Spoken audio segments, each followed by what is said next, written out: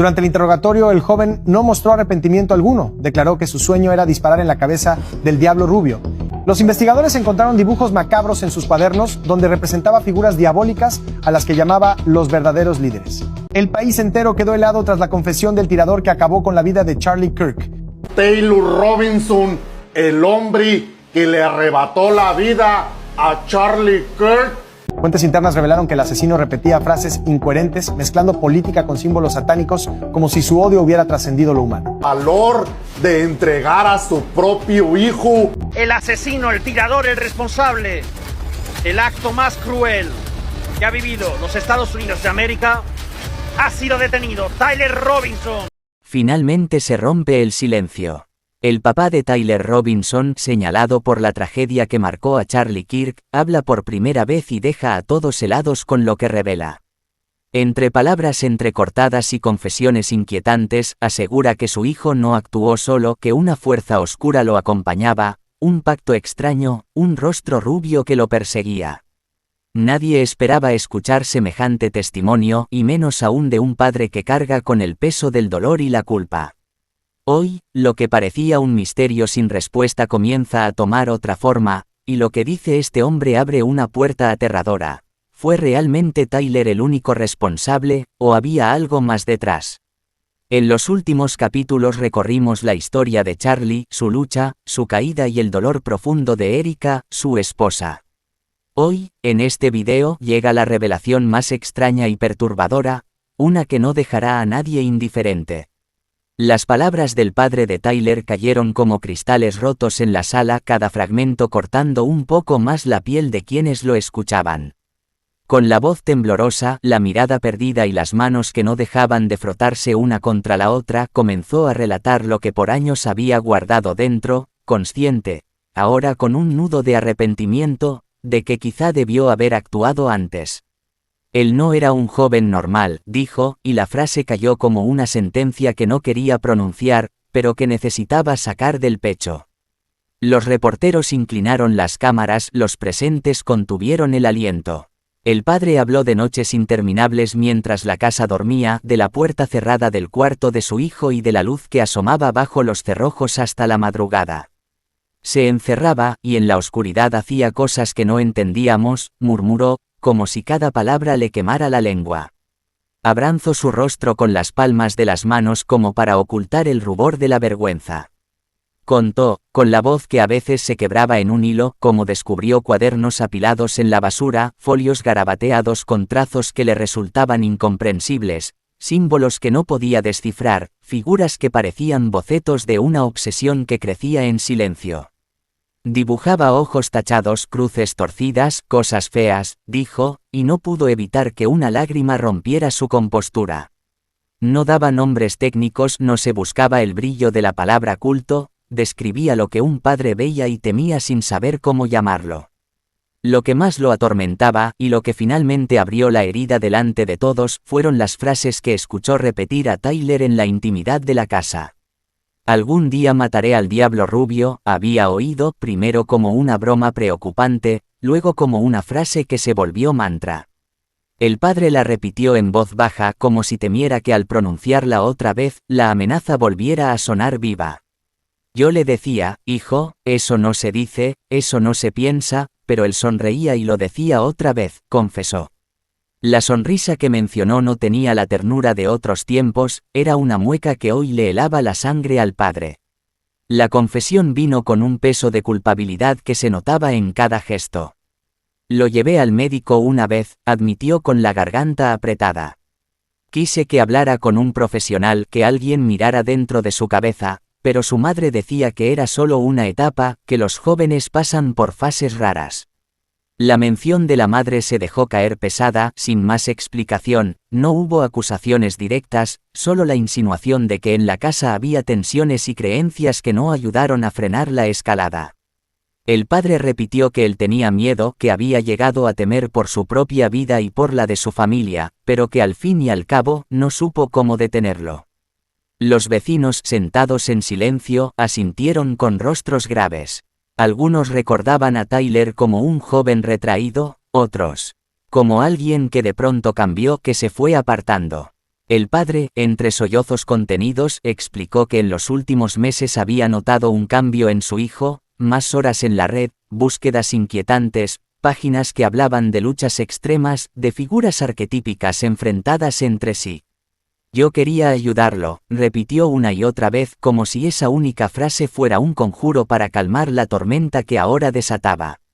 Cuando le preguntaron por qué no hizo más, por qué no insistió hasta obligarlo a ver a un especialista, la respuesta fue un ahogado. La negación, la esperanza de que fuera una fase, la culpa de pensar que quizá su intervención lo habría alimentado más. Un padre piensa que sabe qué hacer, y a veces no sabe nada, dijo, con la voz rota. Supo, dijo, que algo terrible podía ocurrir, y ese conocimiento lo acompañaba ahora como una sombra insoportable. Casi al final de su declaración, con la mirada clavada en una fotografía que sostenía y que mostraba a Tyler niño, añadió algo que heló la sala: yo le tuve miedo, no por ser cobarde, sino porque vi en su mirada cosas que no pude cambiar. Y ahora lo único que me queda es pedir perdón. Pedir perdón por no haber hecho más, por no haber vencido nuestra propia duda. Sus manos se cubrieron el rostro y un sollozo corto, estrangulado, brotó de su pecho. Algunos presentes se acercaron, lo abrazaron. Otros, simplemente, se alejaron para que el hombre llorara en privado. La versión del padre quedó en el aire, una mezcla de confesión, de culpa, de nostalgia por un hijo que alguna vez conoció y que se le había ido de las manos. Y en el fondo, como un estruendo silente, la terrible pregunta: ¿quién vio las señales a tiempo y qué habríamos podido hacer diferente? Las palabras del padre resonaron en los medios y en las redes, no solo como una crónica de hechos, sino como una advertencia amarga sobre cómo la indiferencia y el miedo pueden ser cómplices silenciosos de tragedias anunciadas. Cuando los investigadores entraron en la habitación de Tyler Robinson, lo que hallaron fue más que un dormitorio juvenil. Era un santuario oscuro, un espacio transformado en el reflejo de una mente atrapada entre sombras. La cama estaba desordenada, cubierta de papeles y libretas abiertas en cualquier página, las paredes tenían marcas que parecían garabatos al azar, pero al observarlas de cerca, los agentes descubrieron patrones, repeticiones que hablaban de una obsesión profunda. Los cuadernos eran los más perturbadores. Páginas enteras estaban saturadas de símbolos extraños, pentagramas dibujados con furia, ojos tachados una y otra vez como si quisiera borrar la mirada del mundo, cruces invertidas que aparecían rodeadas de frases escritas con tinta negra y roja. No eran simples garabatos adolescentes, sino una escritura cargada de un fanatismo enfermizo. Entre las frases que más se repetían había una que heló a todos: el diablo rubio caerá. En un inicio, muchos pensaron que esas palabras eran una referencia política. Algunos investigadores llegaron a sospechar que Tyler tenía como blanco al expresidente Donald Trump, al que en los foros digitales se le apodaba el Diablo Rubio. Pero conforme la evidencia se desvelaba, quedó claro que Tyler había confundido símbolos con personas, enemigos imaginados con figuras reales. El día del ataque, no encontró a Trump. Fue Charlie Kirk, el líder conservador, quien se convirtió en el blanco de su furia. El padre, aún golpeado por la culpa, reveló un dato estremecedor: Tyler me decía que escuchaba voces. Voces que le ordenaban cosas, que le decían que debía purificar el mundo. Esa declaración caló hondo en los investigadores. No se trataba solo de ideología o fanatismo político, detrás había un quiebre psicológico evidente, un descenso a la oscuridad donde las fronteras entre la realidad y las alucinaciones se desdibujaban. Los agentes encargados del caso describieron aquella mente como una prisión de odio. Cada cuaderno, cada archivo en la computadora, era un espejo de su obsesión creciente. En sus carpetas digitales había búsquedas sobre ocultismo, rituales de invocación, símbolos arcanos y foros de extremismo donde se hablaba de enemigos del pueblo. A veces, los escritos mezclaban citas religiosas con frases violentas, construyendo un discurso caótico que parecía justificar lo injustificable. Uno de los agentes declaró después que lo más inquietante no eran los dibujos ni los símbolos, sino la frialdad con que estaban organizados. En un archivo titulado El Plan, Tyler había descrito de manera escalofriante los pasos que pensaba seguir, como si hubiera convertido sus delirios en un manual. No hablaba de fechas concretas, pero sí de un objetivo: castigar al Diablo Rubio, y demostrar que su misión tenía un sentido. La madre, consultada entre lágrimas, confesó que había encontrado papeles similares antes, pero que no les dio la importancia suficiente. Pensé que eran cosas de muchachos, dijo, creí que era solo rebeldía. La culpa la carcomía, pues esos símbolos no eran simples dibujos, sino señales claras de un proceso que se estaba incubando en silencio.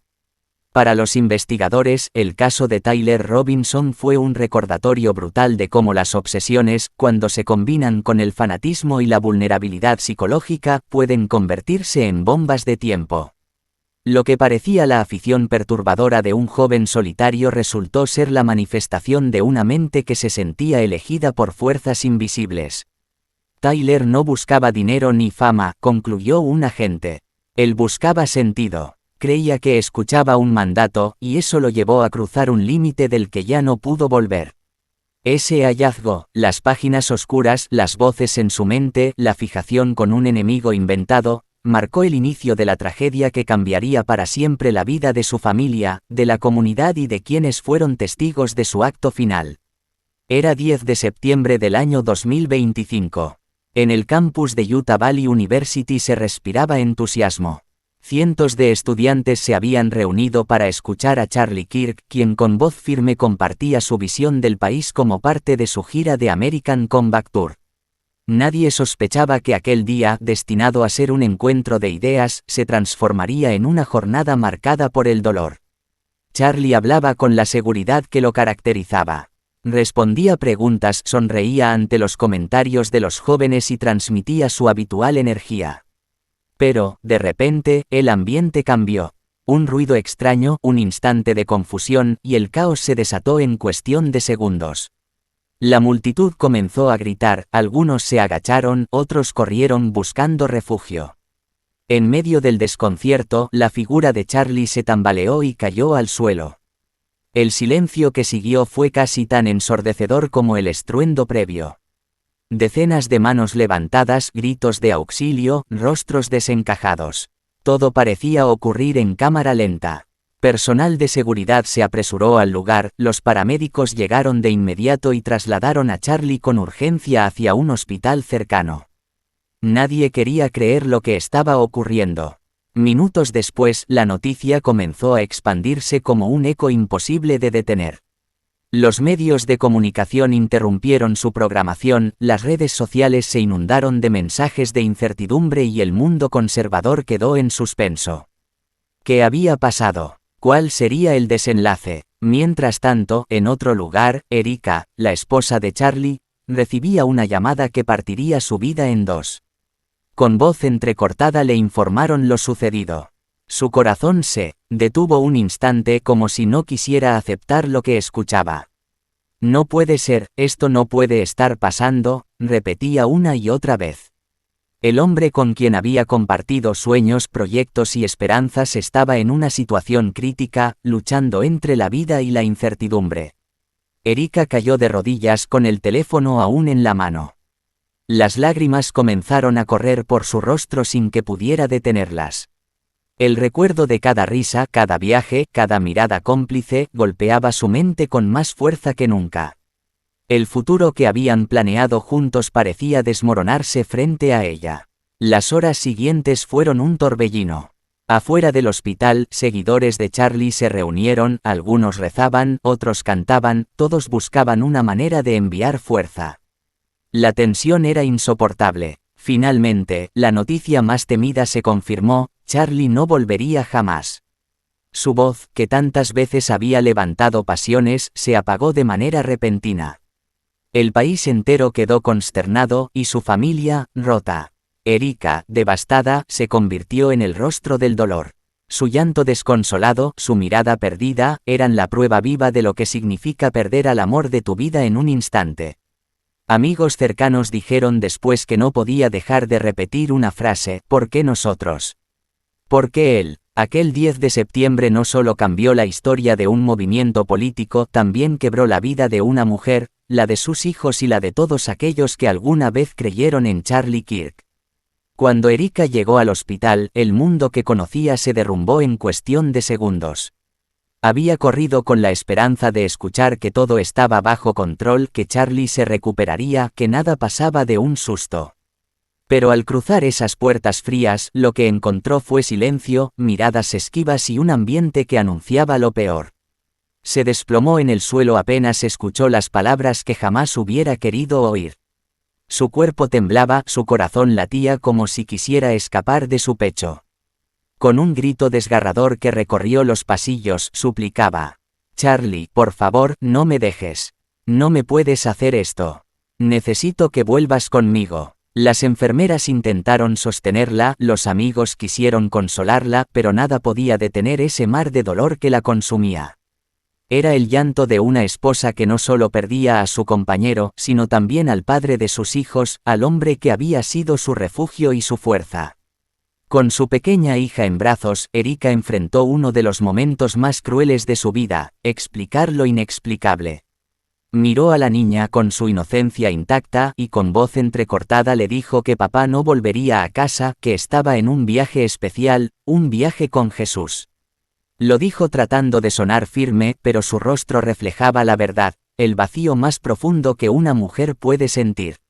Las lágrimas caían sin descanso, mojaban el cabello de su hija mientras intentaba mantenerla cerca como si ese abrazo pudiera protegerla del dolor del mundo. Era una escena que conmovía a todos los presentes, una madre luchando por ser fuerte, mientras su corazón estaba roto en 1000 pedazos. Las redes sociales pronto hicieron eco de aquel instante. Videos y fotografías capturaron su llanto incontenible, su mirada perdida, sus súplicas al cielo. Y lo que más impactó no fue solo la tragedia de una familia, sino la manera en que ese dolor se sentía universal. Miles de mujeres se vieron reflejadas en Erika, esposas, madres, hijas que entendieron en su rostro lo que significa perder a alguien amado sin poder despedirse. Los comentarios se multiplicaron: ese llanto es el de todas nosotras, no hay dolor más grande que perder al amor de tu vida, que Dios le dé fuerzas. En cuestión de horas, su sufrimiento se convirtió en el sufrimiento de miles, como si cada lágrima que derramaba abriera una herida compartida. Quienes estaban cerca cuentan que Erika se abrazaba a la ropa de Charlie, buscando aún el aroma que le recordara que había existido. «No puedo seguir sin ti», murmuraba entre sollozos con la voz apagada por la desesperación. La fe que habían compartido como pareja era ahora su único refugio, y aunque trataba de aferrarse a ella, el dolor la superaba en cada instante. Para sus hijos, Erika quiso mostrarse fuerte, pero cada palabra que pronunciaba era como una daga. Prometió que el recuerdo de su padre nunca desaparecería, que cada historia que contara, cada foto, cada canción que él había amado, sería una manera de mantenerlo vivo en su hogar. El mundo la observaba, pero ella solo podía pensar en la cama vacía que la esperaba en casa, en los planes que quedaron sin cumplir, en las promesas de futuro que ahora eran cenizas. El dolor de Erika no era un episodio más en la historia de alguien famoso, era la representación pura del amor y la pérdida. Aquel día, los pasillos del hospital no solo fueron testigos de una tragedia, sino también de la grandeza de un amor que, aunque interrumpido, nunca dejaría de existir en el corazón de Erika. Y mientras su llanto estremecía al mundo entero, quedaba grabada la imagen de una mujer que había amado con todo su ser, y que ahora tenía que aprender a vivir con la herida imposible de cerrar. Hoy, el cuerpo de Charlie Kirk es velado entre flores blancas, oraciones sinceras y lágrimas que parecen no tener fin. La sala está iluminada suavemente con velas que titilan como si fueran símbolos de esperanza en medio de tanta oscuridad. Cada rincón está cubierto de coronas y ramos enviados por amigos, seguidores y desconocidos que solo quieren mostrar respeto a un hombre que, en vida, dejó huella en sus corazones.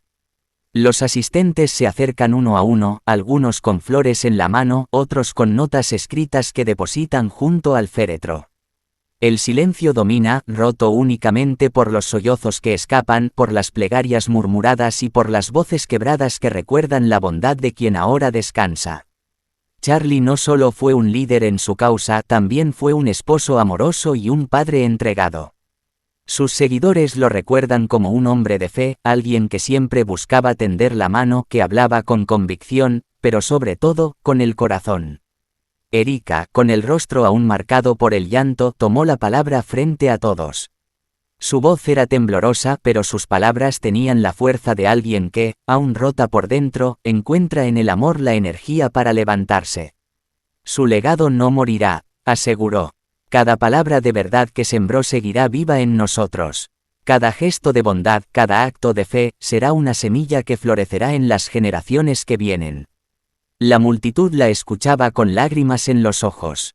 Muchos sintieron que no hablaba solo de su esposo, sino también de un mensaje que necesitaba trascender. Erika no ocultó su dolor, lo compartió con todos, y al hacerlo, lo transformó en un llamado a la esperanza. Mientras tanto, el nombre de Tyler Robinson circulaba en las noticias, asociado al horror de los símbolos oscuros que había dejado en su camino. Dibujos inquietantes, frases enigmáticas, una obsesión que había terminado en tragedia.